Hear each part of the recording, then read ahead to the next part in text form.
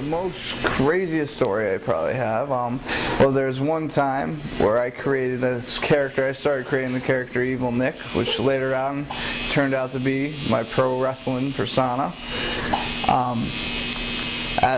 It was during school time, and before you go to your next class, there's a 5-minute loophole in there, and I put around 20 blood capsules in my mouth, and I started acting like I was having a seizure in the middle of the hallway and started puking blood everywhere.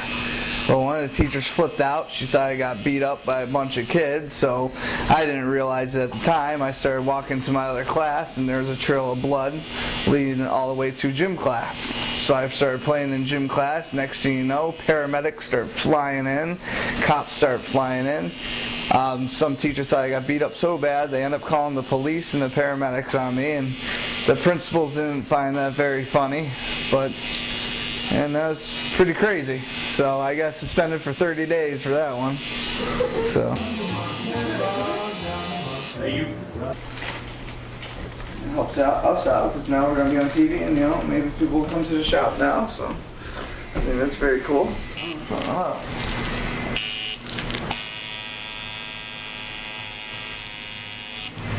We should tell them the does it hurt story, Scott. What? The girl who asked if it hurt.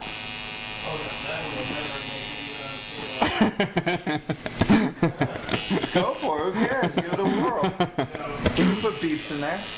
So my first and most interesting story was my first time at a tattoo convention.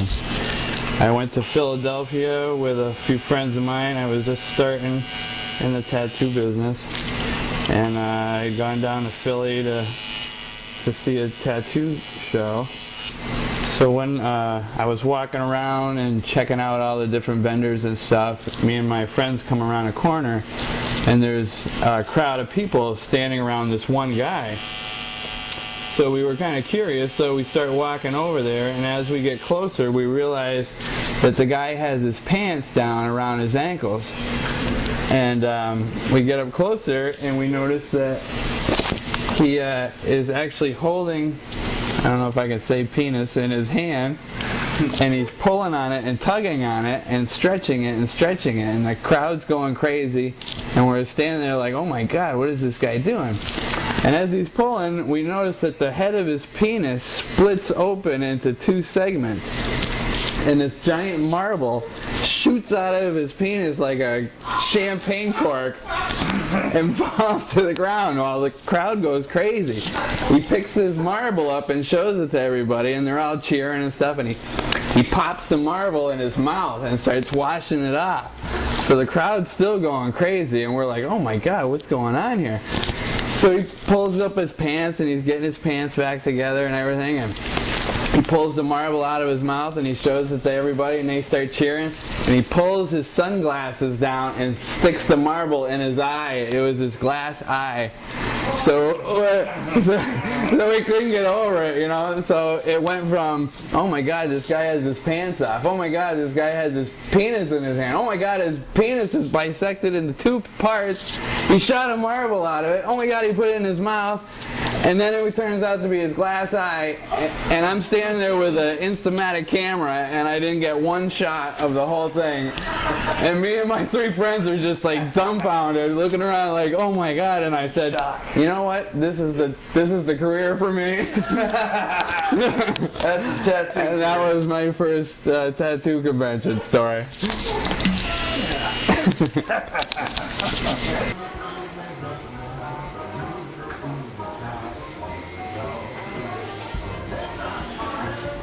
Telling the story of the Polynesian story. Yeah. The Polynesian story. I don't know if I'm ready. You can do it. What's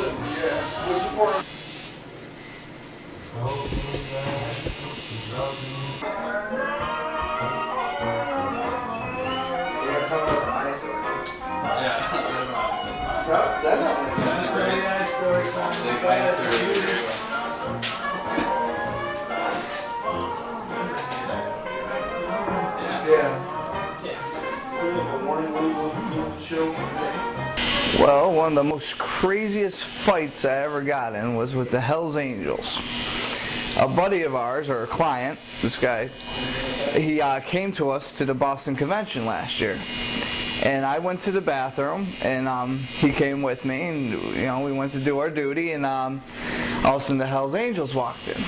So he starts talking to him, hey man, where do you get your tattoos and all that, and that stuff's cool. And he's like, oh, I want to buy something for your booth. And they're like, well, we got t-shirts and whatever you want. He's like, no, I don't want a shirt, I want your vest. And that's one thing that you don't talk about with the Hells Angels. You don't say anything about their vest.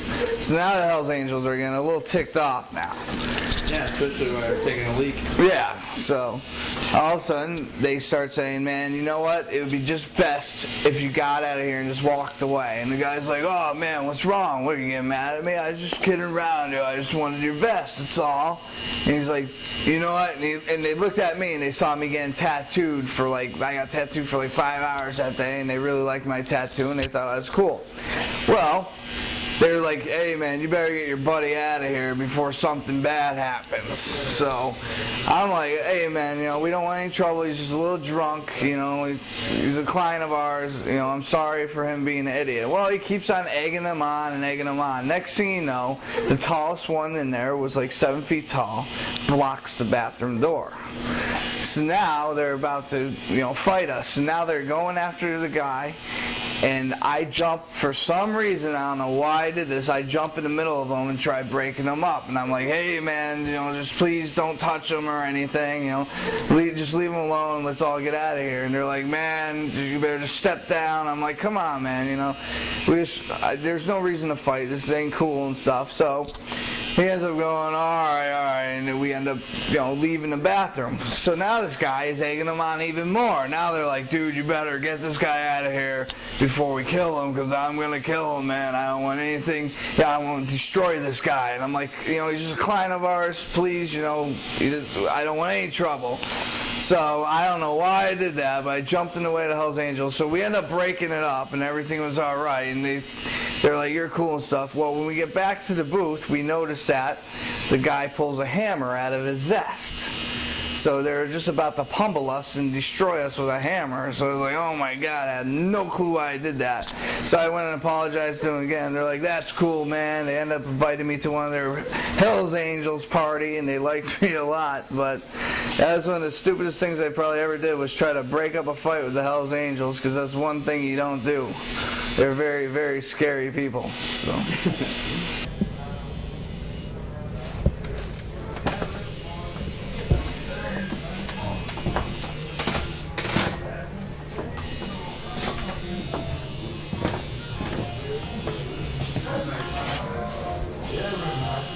Okay, the most destined way that we met, it was very odd. I always wanted to become a tattoo model and model for magazines and whatnot, and what you have. And it took me a while to find out, where I wanted to get my first tattoo, what. And I didn't want to be like most people, like all my friends are like 18, I'm going to get a tattoo, and they get something stupid and they regret it later on. I never wanted to regret mine. So it took me quite a bit to figure out, what I wanted and where.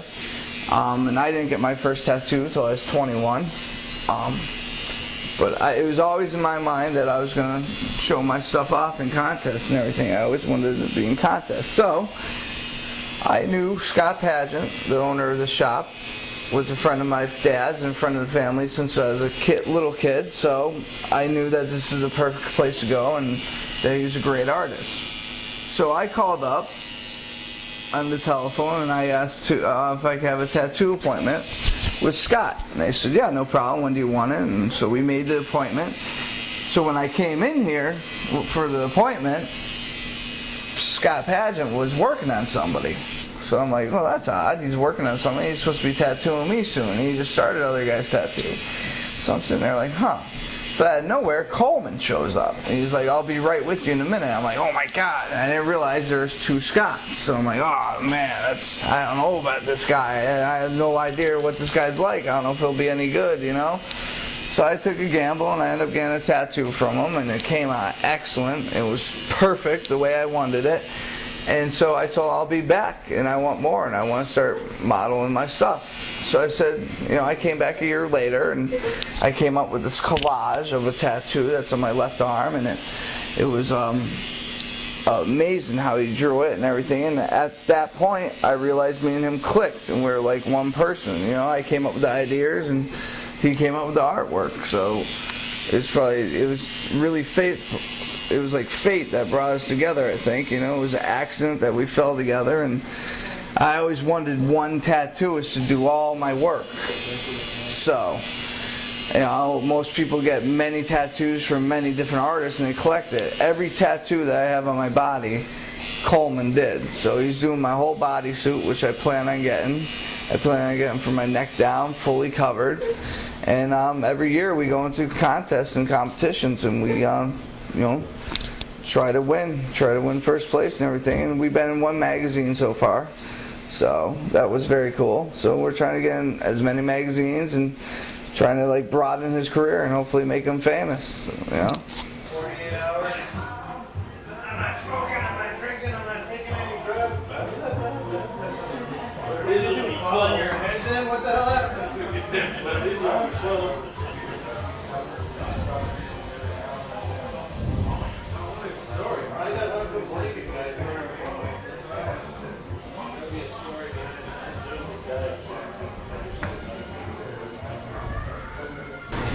Yes, we started this tattoo.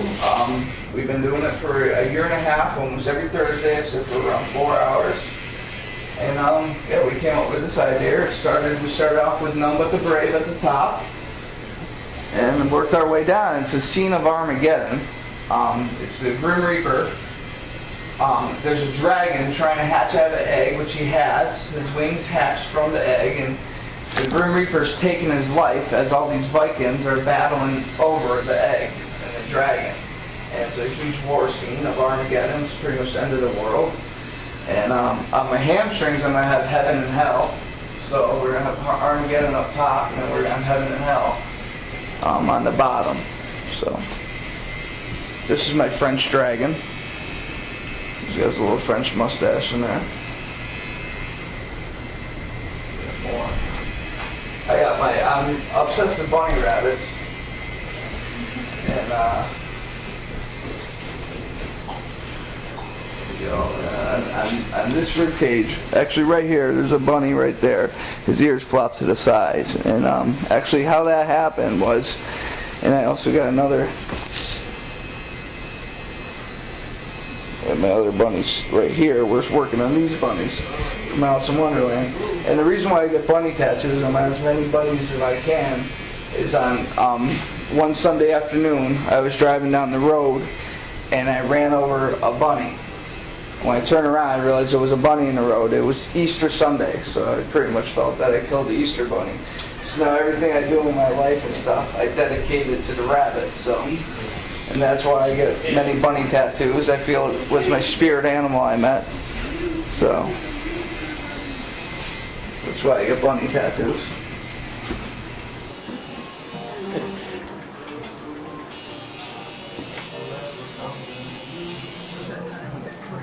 Yeah. There's one time at that Father Levine's house. It was Halloween. All right. Oh yeah. Jeez, where are you?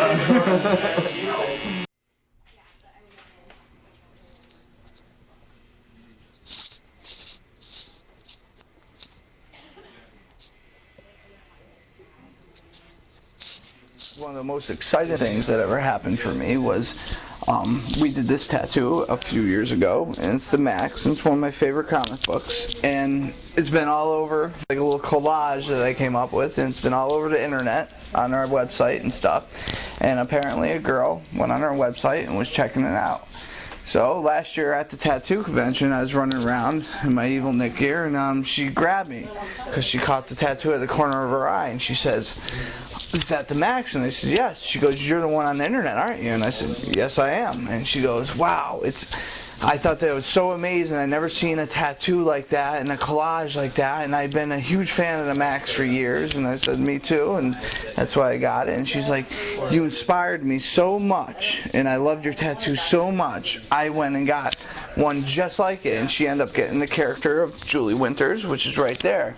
And she got this beautiful piece of Julie Winters on her arm, and I just thought it was quite amazing that I inspired somebody so much, that she liked my tattoo so much that she went and got one just like it. And I thought that was very cool. You know, it was one of the coolest things I ever, you know, that I actually inspired somebody to get a tattoo. So.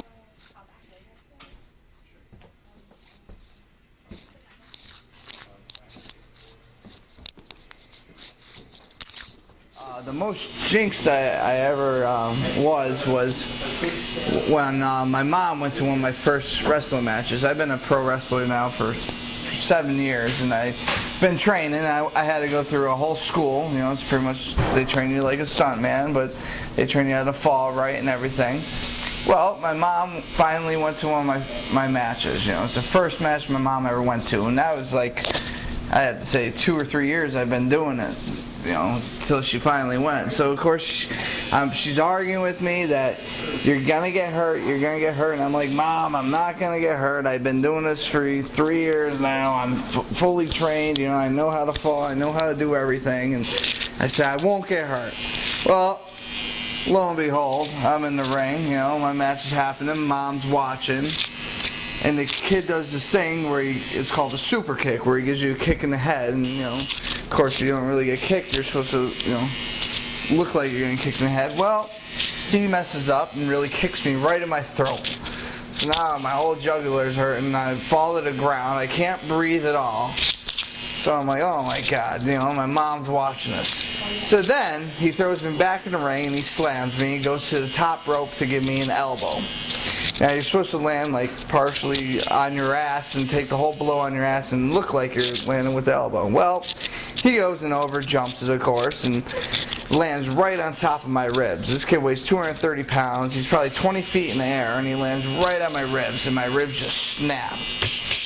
2 ribs broken. So now I'm puking in the ring. I can't breathe at all again. So finally the match is over, and my mom's flipping out. Oh my God, you got hurt. And I'm like, I couldn't believe it. I broke my ribs and I messed up my jugular. So now I still have to wrestle in the main event. So that was the first match of the night. So now I come out for the main event, and of course it's a hardcore battle royal. And so they use weapons. So this one kid used a Nintendo Entertainment System 8-bit, and he slams me in the head as hard as he could, and the thing shatters into a million pieces, and now I get a concussion. So now I have my throat's messed up, 2 broken ribs, and now a concussion. So now I go to the hospital and get all my stuff checked out, and I'm like, Mom, you know, this would have never happened if you didn't say anything. Of course, she goes and says something, and she jinxed me. So.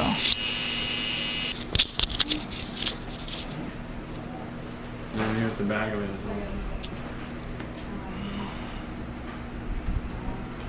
There's 2 sides to every story, right? Exactly. Yeah. The most funniest thing I ever seen in a story, these little characters, they call them homies.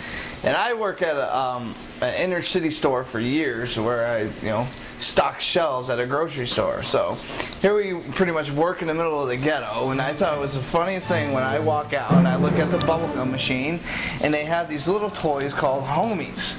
And I'm like, how odd is that? We work in the middle of the ghetto, now they have little ghetto toys for people to play with. It's called homies. I just thought it was really bizarre.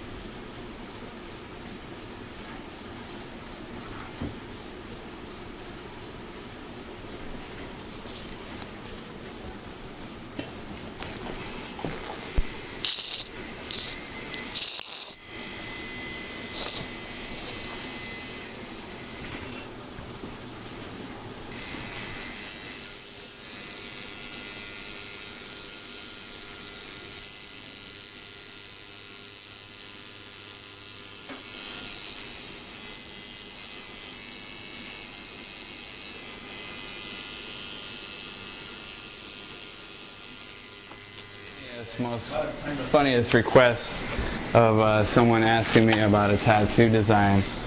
This guy had brought in a picture of Yoda, and he had wanted a tattoo of Yoda on his leg. Well, this other kid had said he wanted Yoda from Star Wars on one thigh, and he wanted Darth Vader's head on his other thigh, and he wanted their both hands to come up and hold onto his penis, which he wanted me to tattoo into a lightsaber so he could stand up and swing it from side to side and have them battle each other in battle.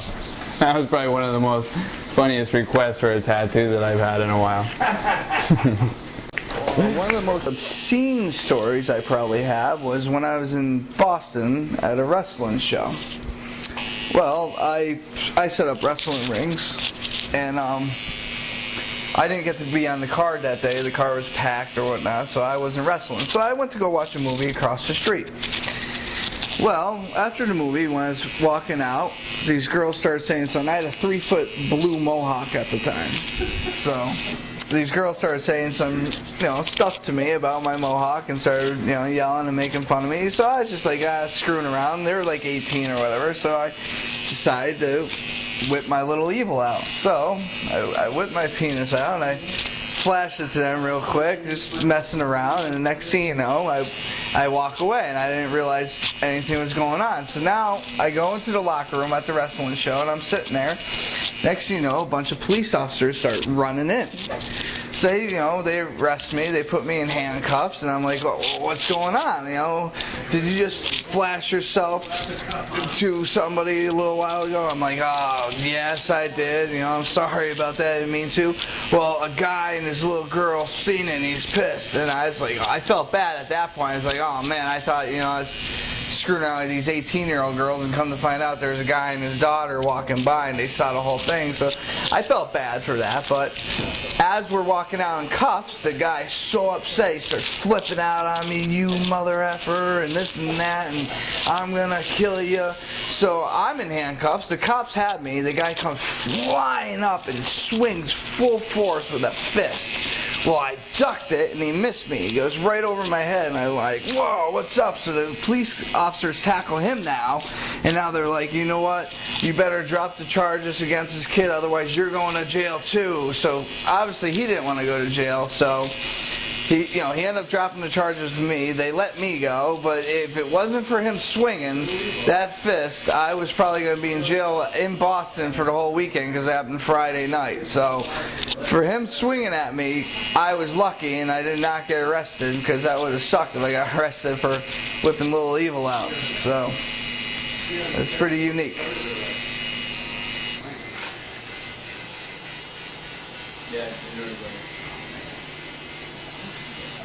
I was like, I don't know.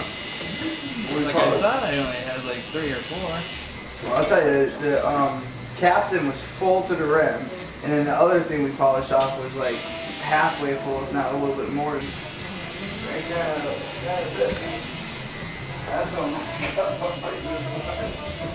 I like how it's So your Italians Monday.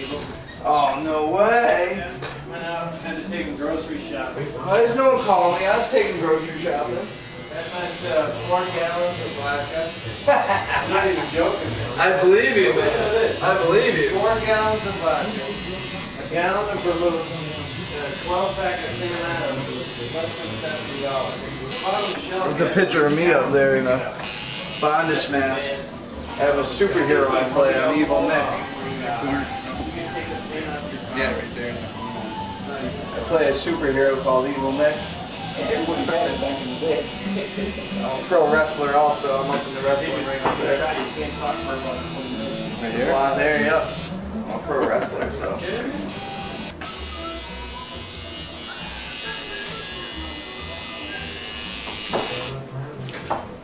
Dude, I got one for you right here.